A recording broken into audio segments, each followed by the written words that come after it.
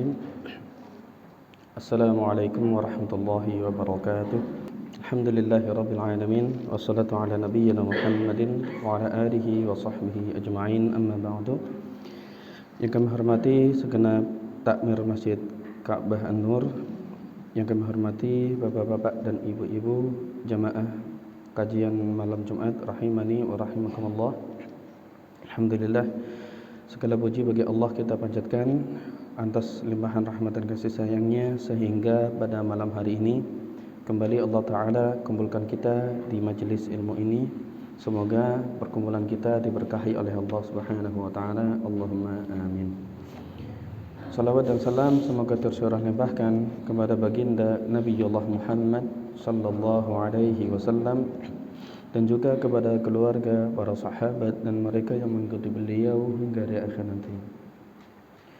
Bapak Ibu yang kami hormati, kita melanjutkan pembahasan kita tentang tafsir salat, dan kita ambilkan dari bukunya Al-Ustadz Ammi Nurbait hafizahullah ta'ala, dan nanti juga tentunya akan ada beberapa tambahan dari kami sendiri. Terakhir kita sudah membahas makna berdiri ketika sholatnya, makna berdiri ketika sholat, dan malam hari ini alhamdulillah kami sudah mencetak ya, beberapa lembar, namun kayaknya kurang dua nih. Ngapunten, saya cetak hanya 20, satu saya pakai, satunya lagi di rumah untuk jaga-jaga mau hilang begitu. Insya Allah kalau bagi yang mau membutuhkan ya, fotokopi sendiri atau nanti kami kirimkan filenya, barangkali bermanfaat bagi yang lainnya. Saran kami Bapak Ibu, saran kami bagi yang sudah punya kertas ini, nanti ditempel di tembok tempat biasa untuk sholat. Ditempel di tembok yang biasa untuk sholat. Nek mboten kados niku biasanya namung digletekna ilang katanya. Nah ini biar terjaga, mbok suatu saat wis mulai sholatnya khusyuk, ternyata beberapa lama hilang khusyuknya, bisa baca lagi gitu. Mudah-mudahan bermanfaat. Terakhir kita sudah membahas makna berdiri ketika sholat ya, makna berdiri ketika sholat, dan kita juga paham bahwa ketika sholat kita merenung. Ketika sholat kita merenung apa ya, merenungi apa? Yang pertama merenungi tata caranya ya. Yang pertama merenungi tata caranya, merenungi syarat-syarat sholatnya, merenungi gerakan-gerakannya, merenungi hal-hal yang bisa membatalkan sholat ya, merenungi apa yang diajarkan Nabi di dalam fikih sholat. Dan yang kedua, merenungi makna di dalam gerakannya ya, makna dari setiap gerakan sholat. Baik. Dan kita sudah masuk pada poin yang pertama, yaitu makna berdiri ketika sholat ya. Jadi ketika seorang hamba berdiri untuk sholat, dia sedang menghadap kepada Allah Subhanahu wa Ta'ala dengan jiwa dan raganya ya. Ketika orang sholat, dia itu secara lahir batin, jiwa raga sedang dihadapkan kepada Allah Subhanahu wa Ta'ala ya. Karena makna ini muncullah aturan ya, muncullah perintah ketika sholat mata menghadap ke tempat sujud ya, supaya menunjukkan bahwa kita tengah tunduk jiwa raga kepada Allah Subhanahu wa taala. Nanti akan ada hadis insyaallah ya mengenai pencurian setan ya. Mengenai apa? Pencurian setan kepada orang yang salat. Ya. Yaitu orang yang ketika salat itu matanya pelirak-pelirik ya. Dan dikatakan orang itu mutaffif atau curang ya, curang ketika salat. Ya, dengan keadaan ini Bapak Ibu, seorang hamba yang salat dengan menghadap ke tempat sujud, terlihat dia sedang tunduk kepada Allah Subhanahu wa taala jiwa raga. Dan hal ini dipahami oleh para ulama. Dipahami oleh para ulama. Sehingga para ulama setiap kali mereka salat, mereka akan selalu merasa takut. Pandangannya tidak melenceng. Mau pelirak-pelirik, tetap fokus ke tempat sujud. Ya. Bahkan sampai pada taraf di mana mereka juga fokus dengan keadaan hatinya. Ya. Mereka fokus dengan keadaan hatinya. Hatinya itu mereka hanya berpikir tentang Allah dan keagungan Allah, memikirkan ya khawatir kalau sholatnya itu tidak diterima, merasa berharap semoga Allah menerima sholatnya. Tidak terbetik memikirkan dunia. Nanti insya Allah akan ada pembahasan juga Bapak Ibu mengenai tingkatan orang yang sholat. Tingkatan pertama hanya memfokuskan diri pada lahir saja, ya, menutupi aurat, berpakaian dengan sopan, wudunya, menghindari pembatalnya. Kemudian tingkatan yang kedua, tidak hanya lahiriahnya, dia juga fokus dengan hatinya. Nanti pada tahap yang kelima yang paling tinggi, yaitu orang-orang yang lahirnya bagus, hatinya juga bagus. Dan lebih tinggi lagi yang tingkat kelima itu, orang yang ketika sholat bukan hanya fokus hatinya, tapi seakan-akan dia itu sudah masuk ke dalam alam akhirat, sehingga apa yang terjadi di dunia nyata tidak dia rasakan. Ya. Seperti diantaranya seorang sahabat, ya, seorang sahabat ketika sedang berjaga, ya, ketika sedang berjaga pada peristiwa Dzatur Riqa, ya, Dzatur Riqa, ya. Kemudian ada seorang sahabat namanya Abbad, ya, Abbad bin Bishr, ya, dan Ammar bin Yasir, ya. Abbad bin Bishr, ya, Abbad bin Bishr, beliau ketika berjaga itu sholat. Ketika sedang sholat ada orang yang memanah badannya 3 kali. Sholatnya batal betul? Dia membatalkan sholat enggak? Enggak. Justru tenggelam dengan rasa manisnya sholat sampai 3 kali. Nah itu tingkat yang paling apa? Paling tinggi. Ya. Bukan seperti kita. Ya. Kalau kita kan lahiriahnya bagus, ya, syarat sholatnya dipenuhi, badannya juga fokus, tapi masih apa? Masih mikir lain nih. Terus mboten? Ya, termasuk saya. Si ngomong juga seperti itu, ya. Kadang kalau ngisi kajian itu kan mikir nanti kata-katanya bagaimana, terus yang disampaikan apa dulu, catatan-catatan tersendiri apa, kan berpikir. Ya, maka ketika sholat berpikir demikian juga. Ya, kita semuanya samalah. Ya, bukan sampai tahap kelima tadi. Kalau sudah kelima ini masya Allah. Kasarannya wis mlebu maring ilmu hakikat. Ya. Ada ma'rifat, tarekat, hakikat. Ya. Ini udah masuk ke taraf paling tinggi. Ya. Mudah-mudahan kita dikaruniai demikian ya. Ada kisah-kisah yang lainnya, ada orang yang mau dipotong kakinya, nggak ada zamannya obat bius. Obat biusnya apa? Obat biusnya sholat.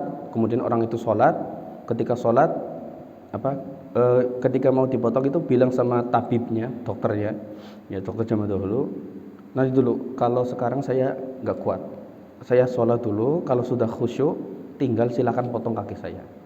Ketika itu sholat Allahu Akbar, tenggelam dengan kekhusyukannya, gerak, dan dia tidak bergeming sedikit pun. Masya Allah.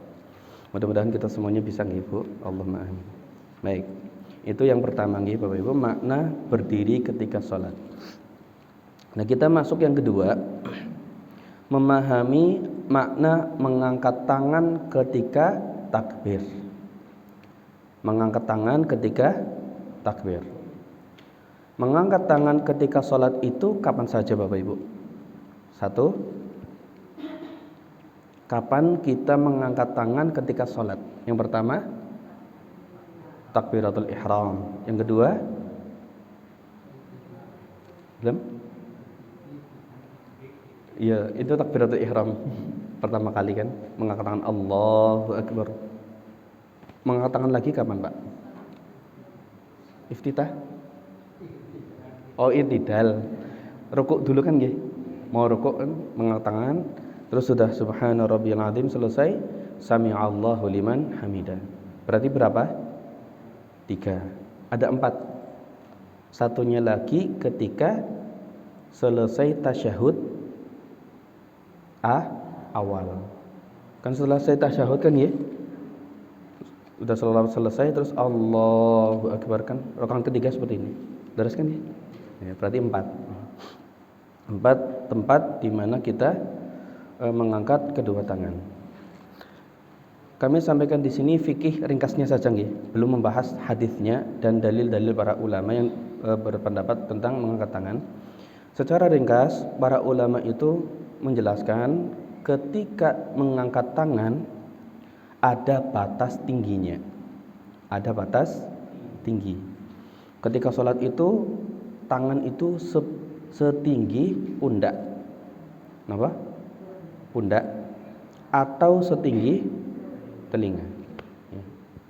Allah, pundak nggih. Atau setinggi telinga. Ya. Kalau setinggi pundak bisa napa? Bisa ngepit tangannya. Tapi kalau sudah tinggi kan enggak bisa. Ya. Jadi setinggi pundak atau setinggi telinga. Dan posisi telapak tangan menghadap ke arah kiblat. Jari jemari mboten apa? Mboten rapat, mboten terlalu lebar. Ya. Dan kalau seperti ini kata ulama belum. Ya. Atas niki ini belum. Karena belum setinggi apa? Pundak. Jadi batasnya itu setinggi pundak atau setinggi daun telinga. Ya. Baik. Dalilnya Bapak Ibu dari Ibnu Umar radhiyallahu anhu, beliau mengatakan, anna Rasulullah sallallahu alaihi wasallam kana yarfa'u yadayhi hadwa min kabaihi idza iftataha as-salata. Rasulullah sallallahu alaihi wasallam mengangkat kedua tangannya setinggi pundak. Ya. Hadwa mankibai, hadwa mankibai segini. Ya. Setinggi pundak ketika memulai salat. Ya. Kemudian tentang setinggi telinga, hadis yang diriwayatkan oleh Imam Nasa'i dari Malik bin Huwairits radhiyallahu anhu, beliau mengatakan, ra'aitu Rasulullah sallallahu alaihi wasallam yarfa'u yadayhi idza kabbara. Saya melihat Nabi sallallahu alaihi wasallam mengangkat kedua tangannya ketika takbiratul ihram, wa idza raka'a ketika ruku', wa idza rafa'a ra'sahu ketika i'tidal, rafa'a ra'sahu minar ruku'i ketika i'tidal, hatta balaghata furu'a udhunaihi. Ya, hingga setinggi daun telinga. Ya, daun telinga. Jadi batasnya segini, kalau enggak apa? Lebih tinggi. Ya. Tapi tidak terlalu lebih. Ya, enggak terlalu tinggi. Gitu. Nah, dari dalil yang ada, kita harus memahami Bapak Ibu, ketika mengangkat tangan, kita harus sadari bahwa ketika mengangkat tangan kita sedang mengikuti Nabi. Dan ingat Bapak Ibu, mengikuti Nabi merupakan bukti kita cinta kepada Allah Ta'ala. Qul in kuntum tuhibbunallaha fattabi'uni. Katakanlah wahai Muhammad, jika kepada mereka, jika kalian cinta kepada Allah, fattabi'uni, maka ikutilah aku. Termasuk dalam perkara duniawi, ya. Apalagi masalah apa? Ibadah. Maka tanamkan dalam hati kita ketika mengangkat tangan, kita berniat mengikuti Nabi Muhammad sallallahu alaihi wasallam. Kemudian selain tujuannya untuk mengikuti Nabi, ternyata ada maknanya Bapak Ibu. Ada makna di balik mengangkat tangan. Disampaikan oleh seorang ulama hadis namanya Al-Imam An-Nawawi. Al-Imam An-Nawawi, tapi bukan Imam Nawawi Banten, ya. Kalau Imam Nawawi Banten itu namanya memang Nawawi, ya. Tapi yang dimaksud di dalam buku ini adalah seorang ulama nama aslinya Yahya, babaknya Syaraf. Yahya bin Syaraf An-Nawawi rahimahullahu ta'ala. Beliau mengatakan di dalam kitab Al-Majmu' beberapa hikmah di balik mengangkat tangan ketika sholat. Tadi berapa kali? 4. Yang pertama takbiratul ihram, yang kedua akan ruku, ketiga i'tidal, bangkit dari ruku, dan yang keempat bangkit dari tasyahud awal mau memulai rakaat ketiga. Beliau mengatakan, "Ani Syafi'i annahu shalla bi jambi Muhammad bin Hasan, fa rafa'a Syafi'i yadayhi ar-ruku'a wa lirraf'i minhu." Imam Syafi'i, beliau pernah salat di samping Muhammad bin Hasan Asy-Syaibani. Muhammad bin Hasan Asy-Syaibani, ya. Dan Muhammad bin Hasan Asy-Syaibani ini adalah gurunya Imam Syafi'i, ya, gurunya Imam Syafi'i. Jadi Imam Syafi'i itu sholat di dekat gurunya. Ketika sholat, Imam Syafi'i mengangkat tangan pada saat ruku dan i'tidal. Allahu Akbar ruku, sami'allahu liman hamidah. Hingga Muhammad bin Hasan bertanya kepada Imam Syafi'i, ya, lima rafa'ta yadaika, wahai Imam Syafi'i, mengapa kamu mengangkat tanganmu, ya. Mengapa kamu mengangkat tanganmu, ya. Lalu Imam Syafi'i rahimahullah mengatakan, i'dhaman li jalalillahi ta'ala, aku mengangkat tangan sebagai bentuk pengagungan kepada Allah. Wattiba'an li sunnati rasulih, dan mengikuti sunnah rasulnya. Waraja'an li thawabillahi, serta mengharap pahala dari Allah. Di sini disebutkan 3 kata Imam Syafi'i, ya, atas pertanyaannya Muhammad bin Hasan Asy-Syaibani rahimahumullah, ya, mengangkat tangan itu, Imam Syafi'i menjawab, kenapa, ketika ditanya kenapa engkau mengangkat tangan, Imam Syafi'i mengatakan, aku mengangkat tangan itu dengan tujuan 1, pengagungan kepada Allah, 2, mengikuti sunnah Rasul, yang ketiga mengharap pahala dari Allah, ya. Nah, itu berapa Bapak Ibu? 3. Kemudian Imam Nawawi mengatakan lagi yang artinya, At-Tamimi di dalam seorang ulama mazhab Syafi'iyah dalam kitabnya At-Tahrir bi Syarhi Sahih Muslim mengatakan, Ada sebagian orang yang mengatakan mengangkat kedua tangan ketika takbir termasuk ibadah yang tidak bisa dilogika maknanya. Paham nggak maksudnya Bapak Ibu? Sebagian orang itu mengira kalau takbiratul ihram, mengangkat tangan ketika takbir, ini nggak bisa dicari maknanya, ya, nggak bisa dicari maknanya. Dan ada juga yang mengatakan mengangkat tangan itu ada maknanya. Maknanya apa? Satu, isyarat tauhid. Isyarat apa? Tauhid. Allahu Akbar sedang menegaskan mengenai keesaannya Allah. Ya.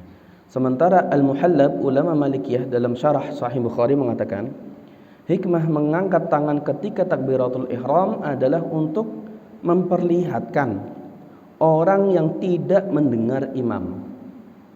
Paham Bapak Ibu? Jadi dulu kan buatan wonten apa? Mikrofon. Kalau sekarang kan wonten ya, ada mikrofon gitu. Kalau dulu itu enggak.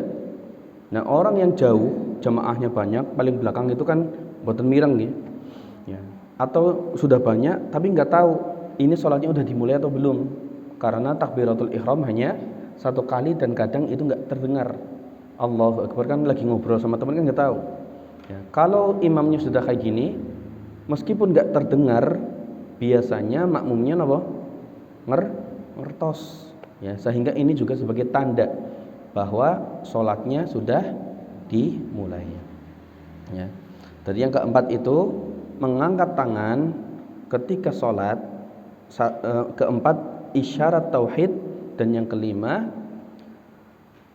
memperlihatkan orang yang tidak mendengar imam. Ya, dah. Ini 5. Kemudian yang keenam, ya, Imam Nawawi menyebutkan pendapat lainnya yang mengatakan ada juga yang mengatakan itu tanda bahwa dia pasrah. Ketika takbir tanda pasrah. Allah, ya. Seperti tawanan. Seperti apa? Tawanan. Tawanan perang itu kan tangannya kayak gini nggih. Diangkat. Aku ngalah kan gitu. Nah, ini juga maknanya demikian. Ya, ketika sholat dia memasrahkan dirinya sepenuh hati, lahir batin, jiwa raga kepada Allah. Ya. Dan dia mengangkat tangannya itu sebagai penanda dia pasrah. Berarti ini yang ke-6. Kemudian ada yang mengatakan juga bahwa mengangkat tangan itu isyarat bahwa dia telah melepaskan semua urusan dunia. Sudah melepaskan apa? Semua urusan dunia. Pokoknya setiap kali Allahu Akbar, wis orang tak pikirna urusan dunia. Masalah masak, masalah kantor, masalah kodean, masalah kurikulum anyar, orang tak pikirna. Fokus sudah. Lalu urusan dunia tinggal nakabeh. Allahu Akbar. Allah yang paling agung. Dah, ya. Terus yang terakhir, mengangkat tangan itu pertanda bahwa orang yang sholat sudah siap untuk menghadap kepada Allah dalam sholatnya. Berapa makna berarti takbir? 8 makna yang terkandung di dalam mengangkat tangan.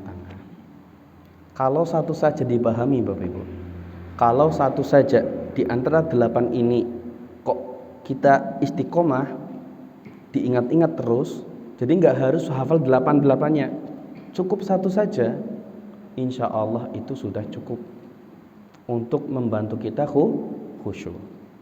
Ya. Kalau saya itu lebih ngena pada poin melepaskan semua urusan dunia. Ya. Karena apa? Aben kerja kan ketemunya karo bocahan gitu. Bocahan kan wadule warna-warna. Makanya wis Allahu Akbar ya itulah. Urusan dunia udah hilang gitu. Ya, lost. Masya Allah. Gitu nggih. Masya Allah. Kalau satu saja sudah diingat, insya Allah lebih khusyuk. Ya. Nah, baik.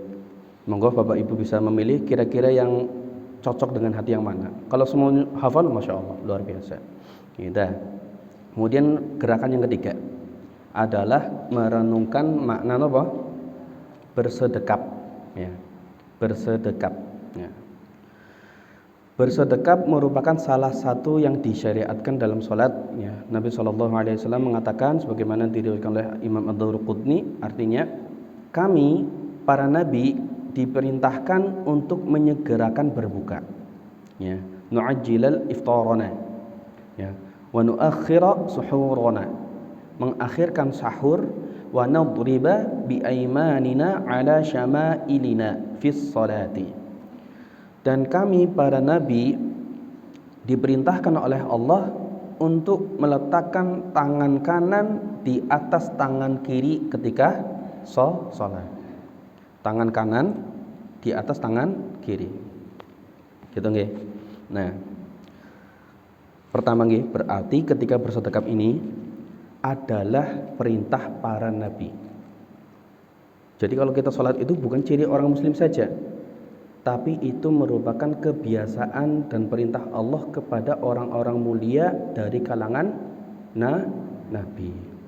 Enggak kerasa ya? Padahal kita tiap hari seperti ini, ternyata kita melakukan amalannya para nabi. Begitu nggih. Nah, cara bersedekapnya ada dua. Yang pertama, telapak tangan diletakkan tanpa menggenggam di atas telapak tangan kiri. Tanpa menggenggam. Ini saya berdiri aja boleh? Ya, Mas kamera nggak usah gerak-gerak ya. Ya, jadi seperti ini Bapak Ibu. Ketika sholat, kados niki. Ya. Nah, letak tangannya itu bisa jadi seperti ini mazhab Syafi'iyah. Bisa jadi seperti ini. Ya. Meletakkan tangan di atas tangan kiri atau hasta kiri. Ya, ini kan boten genggam. Ya, atau hasta kiri kados niki. Ya, paham ya Bapak Ibu? Ya. Boleh seperti ini, ya, boleh seperti ini, boleh seperti ini. Ya. Terus, dan ini dalilnya adalah kisah yang disampaikan oleh Wa'il bin Hujr, ya, ketika melihat salat Nabi. Hadisnya riwayat Ahmad, Abu Dawud dan dinyatakan sahih oleh Syekh Shu'aib Al-Arnaut. Cara yang kedua, menggenggam punggung telapak tangan kiri. Menggenggam punggung telapak tangan kiri. Kalau tadi seperti ini nggih. Kalau yang kedua kados niki. Nggih. Kados niki. Digenggam. Ya, digenggam. Paham Bapak Ibu? Ya. Dan enggak boleh seperti ini. Banyak teman nggih. Tapi ada juga Bapak Ibu ulama, ya, sebagian ulama itu salatnya kayak gini, Allahu Akbar. Cuma kados niki. Mboten apa? Mboten menggenggam. Kalau di Mekah imam para Masjidil Haram harus niki. Santai. Dan ini pembahasannya sangat panjang. Jadi kita tidak bahas ke situ dulu karena bukan tempatnya saat ini. Baik. Nah, sekarang kita masuk ke maknanya. Makna bersedekap. Ketika bersedekap, ya, seorang muslim ketika bersedekap dia sedang menunjukkan khudu. Sedang menunjukkan ketundukan. Menunjukkan apa? Tunduk, ya, tunduk kepada Allah Subhanahu wa taala. Al-Imam Ahmad bin Hanbal rahimahullah pernah ditanya, apa maksud dari bersedekap? Kata beliau, huwa dhullun baina yaday azizin. Bersedekap itu bentuk tunduk kepada Allah yang Maha Perkasa. Ya, bayangkan kalau orang sholat itu kan sedekap. Orang ninggal, maaf. Tiang nilar kan harus niki nggih. Kinten-kinten itu masih berontak napa sampun pasrah? Orang berontak ya tangi-tangi ursa. Itu kan udah pasrah, udah tunduk. Ya, ketika kita sholat, kita juga sedang tunduk kepada Allah. Mata menghadap ke tempat sujud, tangan seperti ini. Ya. Baik, itu bersedekap. Kemudian yang keempat, makna ruku. Makna apa? Ruku. Ya. Makna ruku. Ruku, ya, ruku itu termasuk unsur terpenting dalam sholat. Ya, unsur paling penting di dalam sholat diantaranya ruku. Ada gerakan-gerakan lainnya yang memang penting dalam sholat. Salah satunya ruku. Saking pentingnya masalah ini, kita nggak boleh ruku kepada selain Allah. Sholat jenazah, Ada rukuknya enggak? Kan enggak ada. Kalau sholat jenazah ruku, nanti mayitnya jaluk gendong, kan gitu. Karena apa? Diberikan sesuatu yang lebih besar. Ya. Dan perintah ruku ini ada di dalam Al-Quran surat Al-Baqarah ayat 43. Surat Al-Baqarah ayat 43. Kata Allah Ta'ala, warka'u ma'ar raki'in. Warka'u ma'ar raki'in. Lakukanlah solat bersama orang-orang yang laksanakan ruku bersama orang-orang yang ruku. Ya.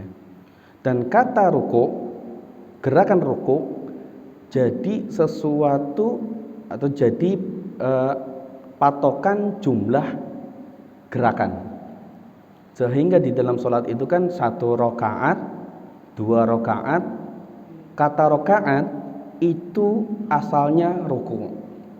Kenapa tidak mengatakan 1 takbirat, 2 takbirat, 1 sajadat, 3 sajadat, tapi 1 rakaat, 2 rakaat? Kenapa enggak gerakan lain?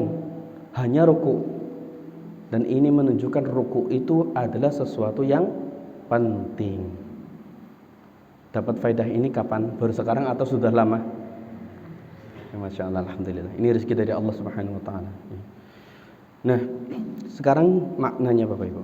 Makna daripada ruku. Makna daripada ruku. Disebutkan oleh Imam Al-Asfahani, ruku' itu artinya al-inhina, menunduk, ya, menunduk. Terkadang kata ruku digunakan untuk menunjukkan gerakan ruku salat. Allah, itu ruku namanya. Dan kadang kata ruku' ya, kalau tidak ada pembahasan dengan salat, makna ruku' adalah at-tawadhu' wat-tadhallul, yang artinya tawadhu dan tunduk. Ya, tawadhu dan tunduk. Ya. Dan karena maknanya sangat penting, ruku' itu artinya tunduk. Orang-orang kafir di zamannya Nabi SAW, mereka tidak mau ruku'. Tidak mau apa? Ruku'. Di dalam surat Al-Mursalat Allah katakan, wa idza qila lahumur ka'u la yarka'un. Ketika mereka diperintahkan untuk ruku', mereka tidak mau ruku'. Wailun yawma idzil lil mukadzibin.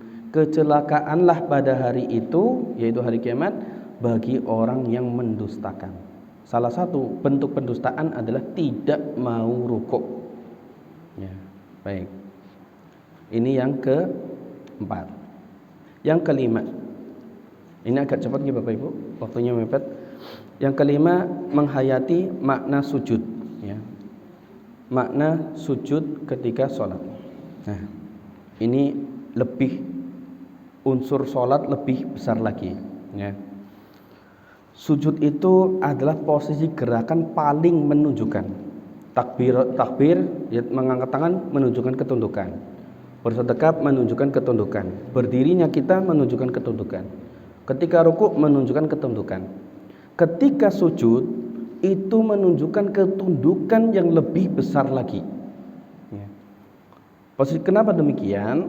Karena seorang hamba manakala sujud, dia rela meletakkan bagian tubuh paling mulia sejajar dengan kaki. Ya, sejajar dengan kaki. Dan ini menunjukkan seorang hamba sedang bersujud, sedang tunduk secara penuh kepada Allah Ta'ala. Dan seharusnya kita jadi orang yang tidak berbohong sama Allah. Seharusnya kita tidak boleh berbohong sama Allah. Bohong niku napa? Menunjukkan sesuatu di luar badan, menunjukkan yang di luar badan tidak sesuai di dalam hati. Termasuk ketika sholat. Ketika kita tunduk, harusnya posisi badan kita itu sesuai dengan keadaan hati.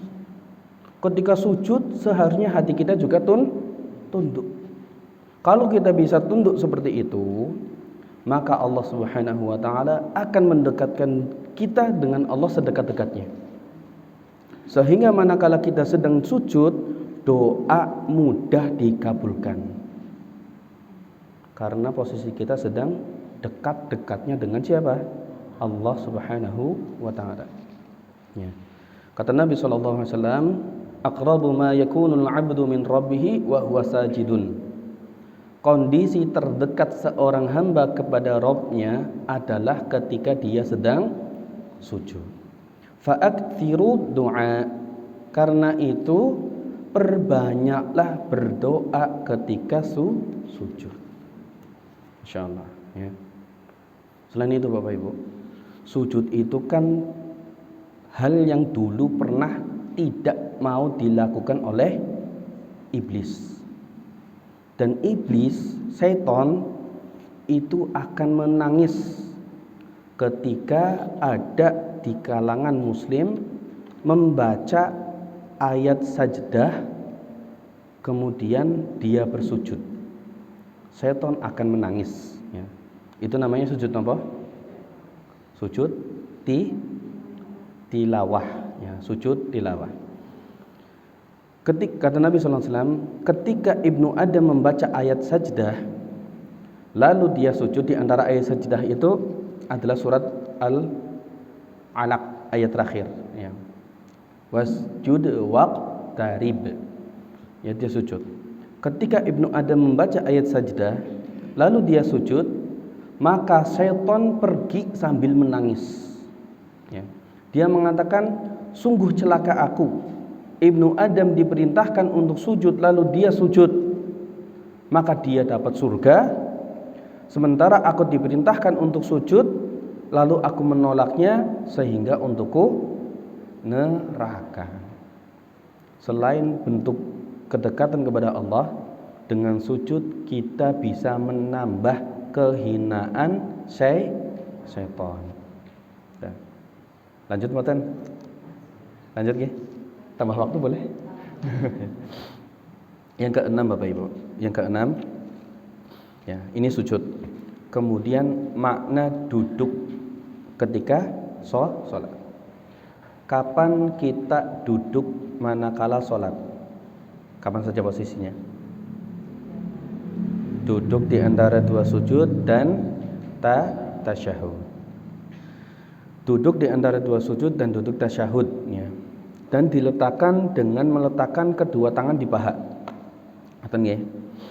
Sehingga ketika kita sedang duduk seperti ini, kita juga sedang bersimpuh. Sedang apa? Bersimpuh di hadapan Allah.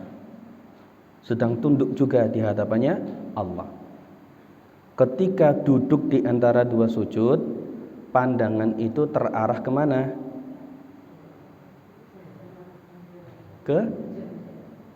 Ini lagi duduk di antara sujud. Sujud pertama kan lenggah gitu. Nah ini matanya kemana? Ke ujung jari? Bukan. Ketika itu matanya masih menghadap ke tempat sujud. Ketika tahiyat baru ke ujung jari. Ya. Ketika tasyahud ke ujung jari. Dan ini menunjukkan seorang hamba itu sedang tawadhu di hadapannya Allah. Tawadhu di hadapannya Allah Subhanahu wa taala. Dan yang terakhir Bapak Ibu, makna mengacungkan telunjuk ketika tasyahud ya. Jadi anak-anak ini benar-benar harus diajari Bapak Ibu. Salat itu kan ada gerakan ya. Matanya harus bagaimana, badannya harus bagaimana, tangannya harus bagaimana. Setelah kita mempelajari hari ini, hendaknya kita sadar bahwa setiap gerakan sholat itu memiliki makna ketundukan kepada Allah. Kalau kita lihat anak kita di depannya Pak Bupati, meledeki Bupati, bersikap nggak sopan, kira-kira kita biasa saja membiarkannya atau ditegur? Menegur mboten? Menegur anaknya, saruk kan harus gue. Ketika sholat juga demikian. Ajari anak-anak kita ketika sholat itu matanya harus kemana, tangannya harus bagaimana. Ya, kalau perlu madan dikerasi. Anak bocah dolan nang masjid lagi sholat dineng nabae, ya kita memang harus menunjukkan bahwa image masjid itu tidak menakutkan. Tapi perlu ditegur supaya anak-anak tahu bahwa kita sedang tunduk kepada Allah. Di depannya raja di raja, di hadapannya penguasa seluruh alam. Ya. Baik, termasuk ketika tasyahud, tangannya harus bagaimana, matanya juga harus menghadap kemana. Kan ada anak yang kalau diajari matanya sudah telunjuk tapi matanya ke depan, belirak. Saya ngerti niku mboten. Terus nggih. Ya, saya juga ngalami soalnya. Ya, ngajar anak-anak kelas 1 masih seperti itu. Tapi kebanyakan alhamdulillah sudah betul. Ya, jadi ketika sholat itu kan masih senggol-senggolan, masih malah cerita kan. Nah, ketika telunjuk Bapak Ibu, ketika telunjuk sedang diacungkan, itu juga memiliki makna, ya, memiliki makna. Ya. Apa maknanya? Ketika mengacungkan jari telunjuk, yang pertama kita sedang mengikuti sunnah Nabi Muhammad Sallallahu Alaihi Wasallam. Yang kedua, ketika jari telunjuk mulai diangkat, telunjuknya kita ini adalah perbuatan yang sangat ditakuti oleh syaitan. Lebih ditakuti oleh mereka, ya, lebih ditakuti daripada pukulan besi. Ya, sebagaimana disebutkan, ya, di dalam sebuah hadis kata Nabi Sallallahu Alaihi Wasallam, la hiya ashaddu ala syaitan minal hadid. Ya. Isyarat telunjuk itu lebih ditakuti oleh syaitan daripada besi. Sehingga kita ketika at-tahiyatu lillah ini sudah membuat syaitan pada takut. Ya. Dan sebagian ulama menyebutkan bahwa hikmah isyarat menunjuk tangan kita seperti ini menunjukkan kita sedang mengesahkan Allah, menunjukkan wahdaniyahnya Allah. Ya, karena kita orang muslim, asyhadu alla ilaha illallah. Ya, seperti ini. Ketika sholat, ya, kita mengangkat jari seperti ini untuk menunjukkan bahwa Allah itu esa. Nah, dengan demikian, Bapak Ibu yang kami hormati, materinya sudah selesai. Dan ini baru permulaan secara gamblang. Dari takbiratul ihram sampai salam, semuanya itu penuh makna. Kira-kira bisa diamalkan boten? Insya Allah. Ya. Kalau misalkan ini adanya kertas ini, keharapan kami adalah Bapak Ibu itu memahami, ya. Karena kalau saya sampaikan tanpa tulisan, kesupen boten. Sebenarnya tulen untuk kelalen. Mudah-mudahan apa yang kami sampaikan bisa diingat nih Bapak Ibu. Ketika takbir ada ketundukan pada Allah, seperti ini ada ketundukan. Ketika rukuk juga ketundukan, sami Allah ada ketundukan. Apalagi ketika sujud, duduk ada ketundukan, tahiyat ada ketundukan. Mudah-mudahan dengan materi ini salat kita semakin bermakna, salat kita semakin bagus, salat kita semakin khusyuk. Allahumma amin. Mudah-mudahan Allah Subhanahu wa taala memberi taufik kepada kita semuanya. Allahumma amin. Baik, itu yang bisa kami sampaikan. Mohon maaf waktunya jadi tambah banyak.